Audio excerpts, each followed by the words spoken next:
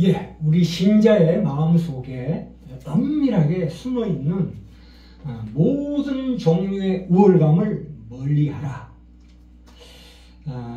특별히 찬송가를 부르거나 또 연주하거나 들을 때의 경우를 이제 따져보고자 합니다.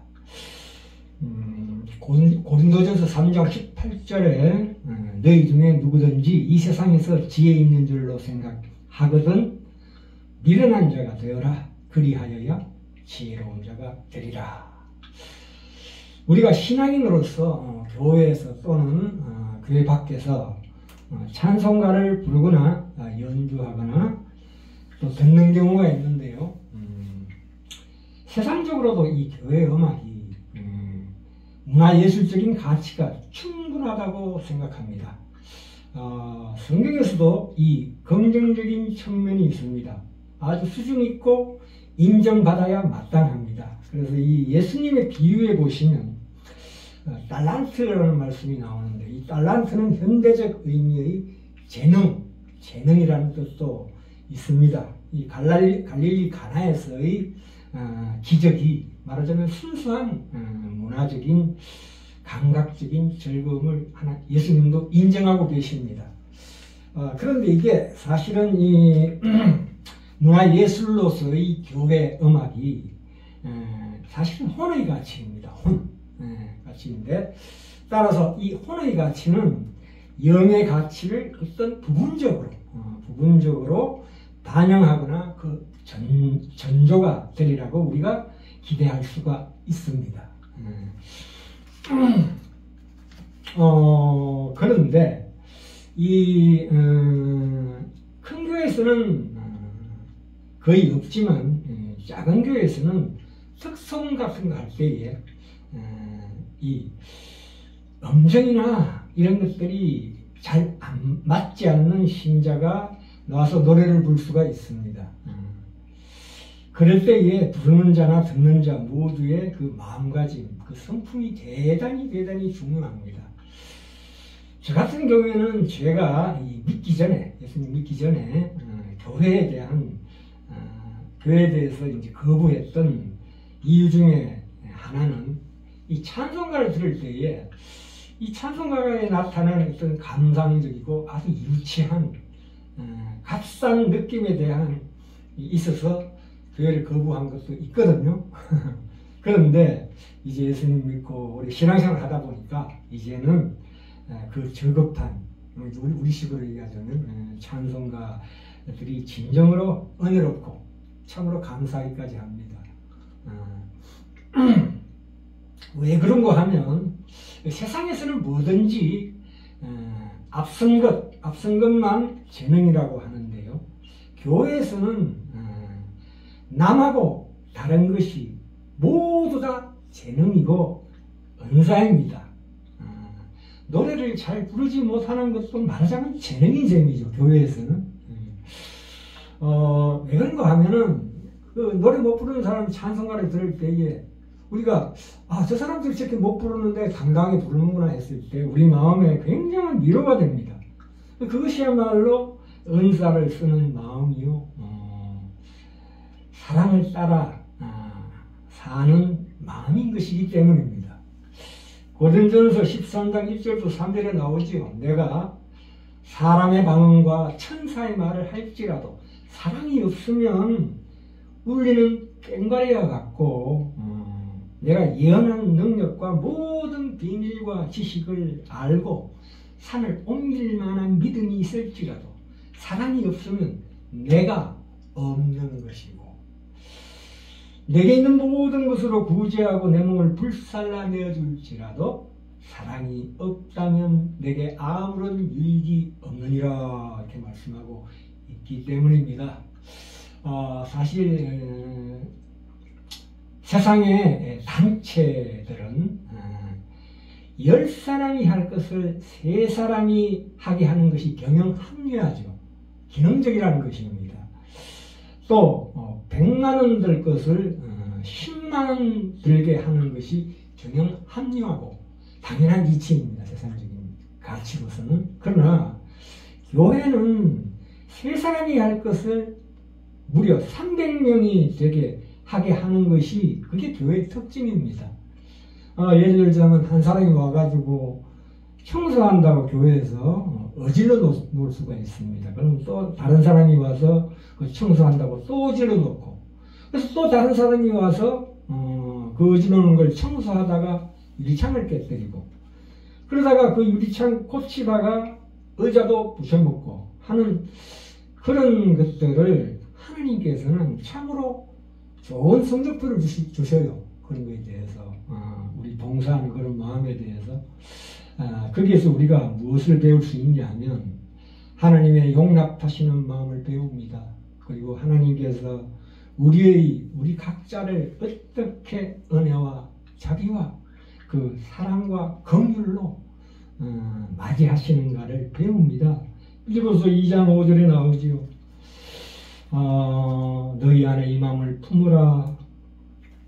이는 곧 그리스도 예수의 마음이니 그는 근본 하나님의 본체시나 하나님과 동등됨을 취할 것으로 여기지 아니하시고 오히려 자기를 비어 종의 형체를 띄어 사람들과 같이 되었고 자기를 낮추기까지 하셔서 죽기까지 복종하셨다. 이렇게 나옵니다.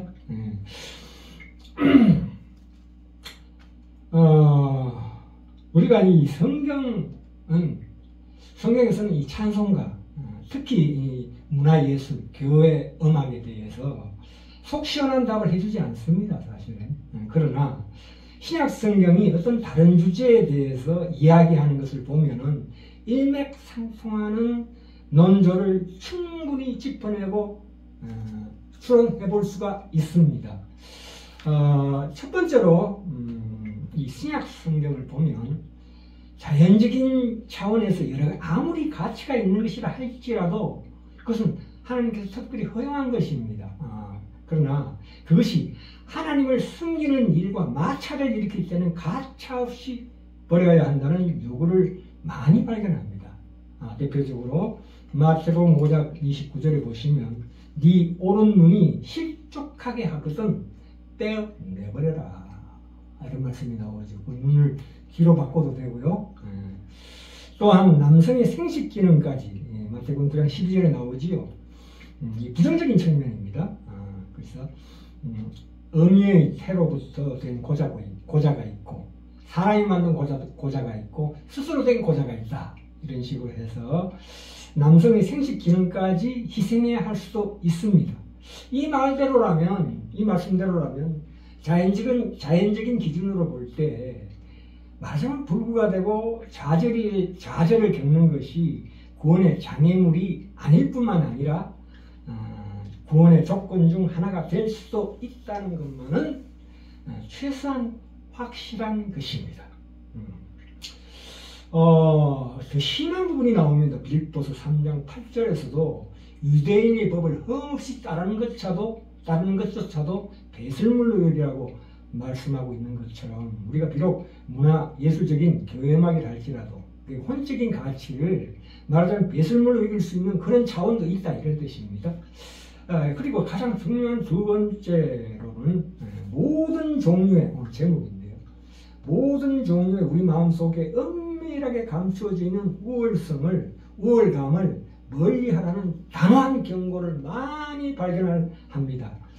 그래서 마태복음에 보시면 어린아이와 같이 같아야 한다. 그리고 니들이 선생되지 말라.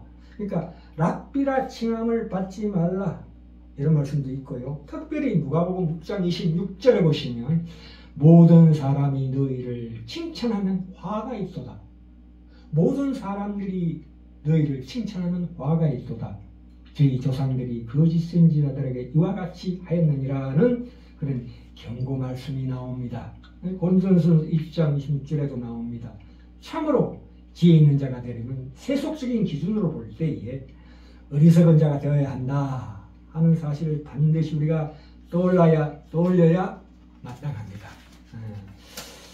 그래서 이제 결론입니다. 하나님의 은총이 임하는 중요한 통로 중에 하나인 찬송가, 그 교회 음악이 어떤 방식으로 말하자면 진정으로 하나님을 기쁘시게 하고 또 두 번째로는 어떤 사람의 영혼 구원에 도움이 될 수 있는지를 제안해 보려 합니다. 우리가 이 하나님의 은총이 묻는다고 확신할 수 있는 음악적 상황이 두 가지가 있는데요. 첫 번째는 찬송가를 연주하거나 부를 때 그 경우가 있습니다. 그럴 때에 찬송가를 연주하고 부르는 사람이 실제적으로 사실 아주 훈련이 많이 되고 섬세한 감각을 지녔다고 볼 수가 있습니다. 말하자면 지식인이죠. 그런 사람들이 연주하거나 부를 때에 자기 욕구에 자기 속에 있는 우울감을 아주 겸손하고 자비롭게 희생해야 되는 것입니다. 그래서 듣는 청중, 다시 말해서 비지식인이죠. 음악적으로 전문적이지 못하고 그런 사람들의 청중의 눈높이에 맞춰서 연주하고 불러야 될 줄 믿습니다. 그래서 제가 처음에 들었던 대로 말하자면 좀 조악하고 좀 초라한 그런 것들을 사람들에게 제공할 수 있는 그런 진정한 사랑의 마음이 필요하다. 이런 뜻입니다. 또 하나, 좀 더 듣는 자의 입장에서는 내가 감성이 부족하고 이런 음악의 전문적인 지식도 없는 평신도가 완전히가 아니고요. 온전히 이해할 수 없는 경우라 할지라도 이것이 과연 하나님을 영화롭게 하는 찬송가라면은 그게 나의 결함 때문에 내가 이해를 못하는구나 이렇게 스스로 생각하는 것이 참으로 그것이 바로 은혜의 통로가 되지 않을까 생각합니다. 그렇게 생각하는 것이. 그래서 그랬을 때에 그 양자 간의 그 음악은 그들이 좋아하는 음악이 아니라 말하자면 좋아하지 않는 음악이죠. 사실은 청중에게 돌려주는 자나 또 듣는 자 모두에게. 그런데 그들은 자기의 어떤 기호상 자기가 좋아하는 그런 혼적인 그런 것들을 온전한 의미에서 하나님께 바치고 있음을, 희생하고 있음을 의미한다고 볼 수가 있습니다.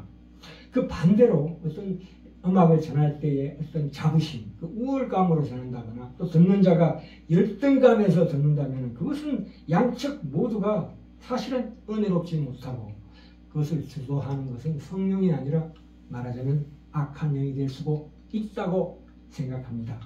특별히 고린도서 13장에서 보시다시피 우리가 우리 자신을 찬송가를 부르고 연주할 때나 들을 때에 최대한 자기 자신을 드러내지 않는 것이 가장 중요합니다. 그래서 말씀이 나오죠. 우리가 부분적으로 알고 9절입니다. 13장 9절 부분적으로 알고 부분적으로 예언하니 온전한 것이 올 때는 부분적으로 하는 것이 패하리라. 우리는 이제는 거울로 보는 것 같이 희미하나 그때는 얼굴과 얼굴을 대하여 볼 것이요 이제는 내가 부분적으로 아나 그 교회음악을 통해서 부분적으로 아나 그때는 주께서 나를 아시는 것 같이 내가 온전히 알리라. 그래서 우리 것이 아닌 하나님의 형상을 가득 비추는 우리가 그 깨끗한 거울이 되어야 된다. 이런 뜻입니다. 그래서 하나님으로부터 반사된 내가 달이 되어야 됩니다. 예수님의 그 해와 같은 빛을 달과 같은 거울에 비춰주는 귀한 우리 성도의 성품적인 것이 찬송가에도 나타나야 될 줄 믿습니다.